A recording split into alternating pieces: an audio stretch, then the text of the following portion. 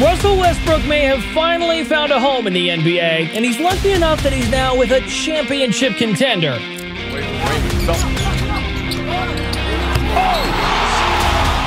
Ever since leaving the OKC Thunder in 2019, Westbrook has struggled to find a team that wants him. He bounced around a few times in Houston, Washington, and Los Angeles before the Clippers waived him. However, the Denver Nuggets didn't waste any time taking him in the free agency market at the request of none other than Nikola Jokic himself. So, if you're wondering why the best player in the world wants Westbrook, you might want to stick around to find out. When you look at Russell Westbrook's resume, there's no doubt that he's a true Hall of Famer. He's an MVP, a multi-time All-Star, a multi-time All-NBA player, and the league's all-time leader in triple-doubles. He's the only one who's ever averaged a triple-double more than once, and he did that 4 times in his career. That's why he's listed as one of the 75 greatest players of all time. But while he's an all-time great from an individual standpoint, especially with his ridiculous stats and historically unmatched athleticism and explosiveness, Westbrook hasn't had the same success his peers enjoyed. He's not an NBA champion and has struggled to get back to championship contention. On top of that, ever since leaving the OKC Thunder in 2019, he hasn't found a team that's willing enough to give him a long-term home while making it clear that they want him on the roster.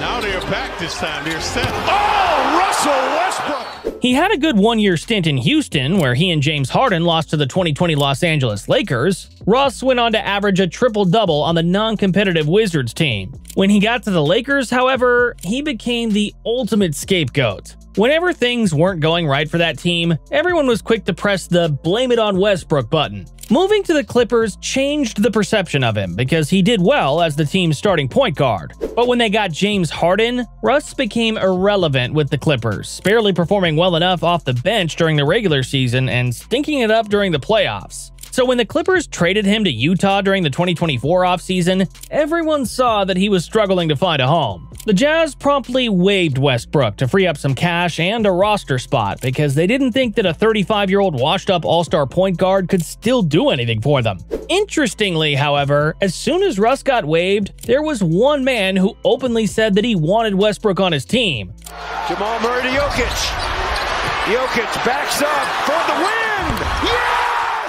We're talking about the 3-time MVP Nikola Jokic, widely considered the greatest player on the planet. While Jokic doesn't like talking to the media or making demands from his team, he was adamant in asking the Denver Nuggets front office to send Westbrook an offer as soon as possible. For some people, it seems like Jokic was breaking character when he openly said that he wanted Westbrook on his team. This is a guy who barely makes a sound and doesn't request the Nuggets to give him a specific player. He just simply balls and dominates without making a fuss about it. That's why asking his team to sign Russ is kind of surprising to a lot of people. But if you look at it, it makes a lot of sense. Since winning the championship in 2023, the Denver Nuggets almost always rely on a 2-man game between Jokic and Jamal Murray. The ball always goes through the Serbian big man, who allows his teammates to play off of him by cutting to the basket or spotting up outside the three-point area. But this 2-man game didn't work during the playoffs. Jokic and Murray were excellent against the Los Angeles Lakers in the first round. Meanwhile, in the second round, Murray was a bit too inconsistent against the Minnesota Timberwolves, even though the Joker dominated the opposing front line. Jokic, here comes the 2-time MVP, back rim, no, Jokic again! When Murray isn't doing well, it's supposed to be up to the role players and the bench to pick things up. That wasn't exactly the case, because the bench players were completely non-existent in that series. On top of that, whenever these two players weren't on the floor, Denver had problems setting up its offense, especially with Reggie Jackson playing subpar basketball as a reserve point guard. Things turned sour for the Nuggets when Kentavious Caldwell-Pope, their designated 3-and-D starter, left as a free agent, leaving a lot of holes open on that team. Denver didn't make any strong moves during the offseason, as this was the second year in a row that this team let an important piece go. In 2023, they let Bruce Brown, who was consistent during their championship run, sign with another team. This time, it's KCP. This is probably the reason why Jokic finally broke character and demanded the team to sign Russell Westbrook. He probably saw that the Nuggets front office was a bit too relaxed, believing that the duo of Jokic and Murray could take them to the finals once more.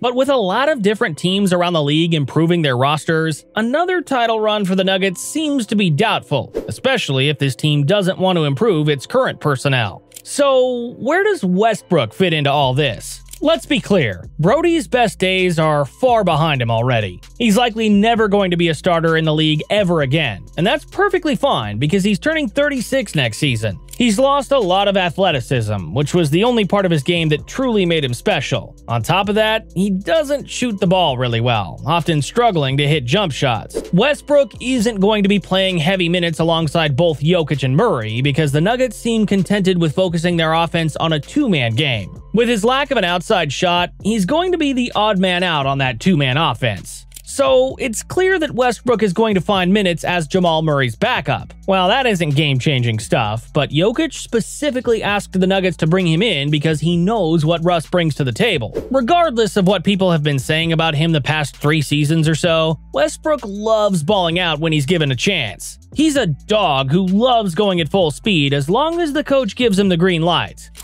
keep the ball alive. Westbrook to the basket. Lays it up and in.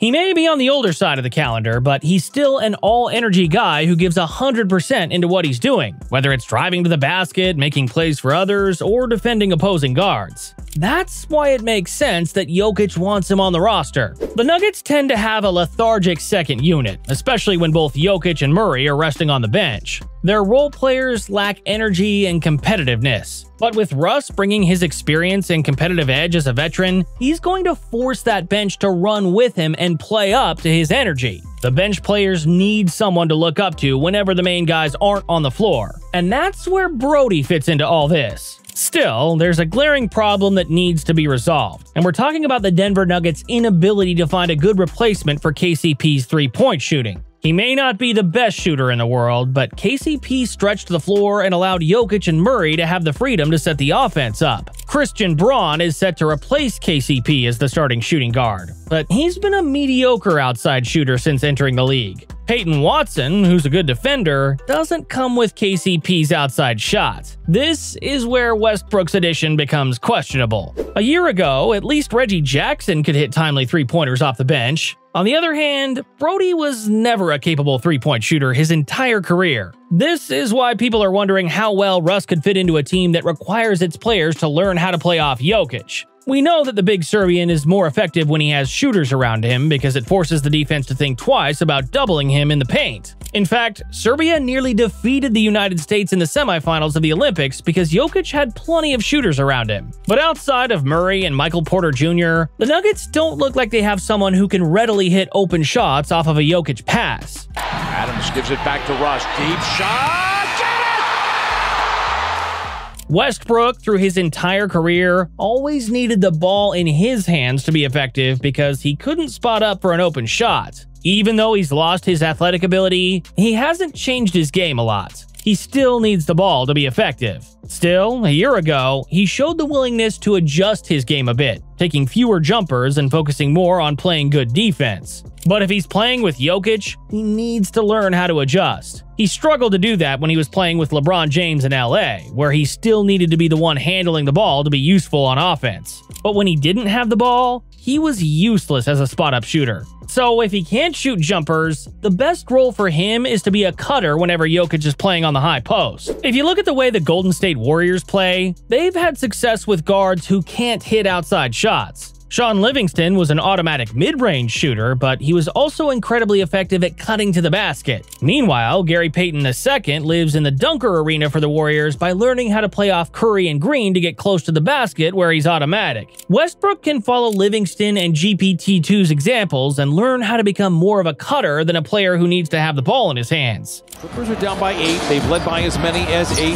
Westbrook inside. Oh, what the stuff! At this point in his career, he needs to be more adaptable than ever because it's not every day that the best player in the world vouches for you and demands the front office to get you on the team. Still, that doesn't readily solve the outside shooting problems for this team, especially when all the other players are mediocre and bad shooters. This is why the Westbrook addition can be a make-or-break situation for the Nuggets. It's true that he can help solve the problem of not having a backup point guard behind Murray, but he also exacerbates the lack of shooting on this roster. So, at this point, it's also a make-or-break situation for Westbrook, because this is where we see just how much he's willing to change his game to become part of a winning culture.